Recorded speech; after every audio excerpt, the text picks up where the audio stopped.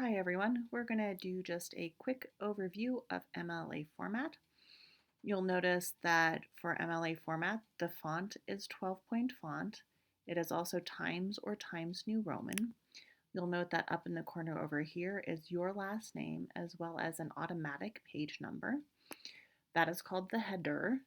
For the heading, you've got your name, the professor's name, the subject, the date. Then, without any extra spaces, there's the title. You'll notice that the essay itself is double spaced. The first line of each paragraph is indented,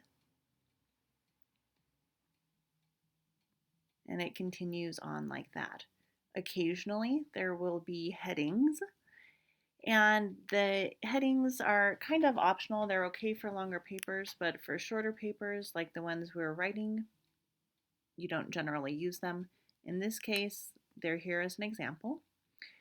You'll also note that there are quotations in the text here, and that anytime that there is a quotation, the author's name is mentioned somewhere in the sentence. So in this case, the author was Danhoff, and that quotation was on page 5.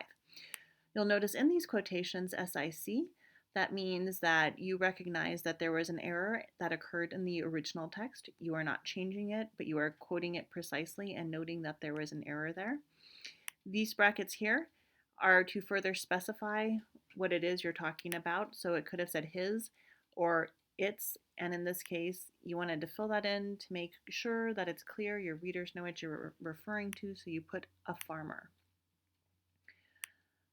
Again, author's name, page number. You'll notice here, the author's name isn't there.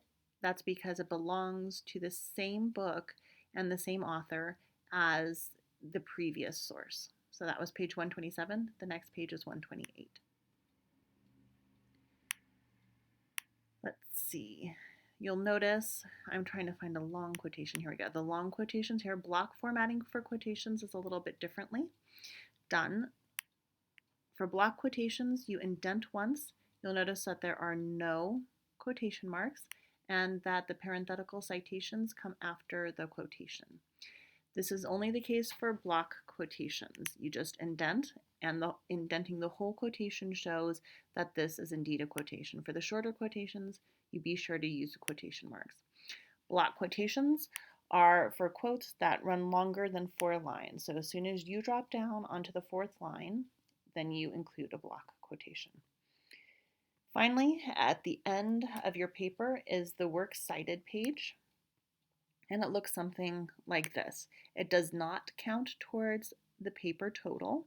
So if you're assigned a 7-page paper, it's 7 pages worth of writing, 7 full pages, followed by a works cited page, which could be the next 1 or 2 or 3. You'll note that the works cited are included by alphabetization of the first letter of the entry. So in this case, it's Allen, Baker, Drown. In this case, the historical census browser, there was no author, but the first letter of the entry is an H, so it's filed alphabetically along with the H's. And so this is what a solid works cited page looks like. There's a link to this in your Canvas page, so if you have any questions, go ahead and look through there and then let me know if you have questions after that.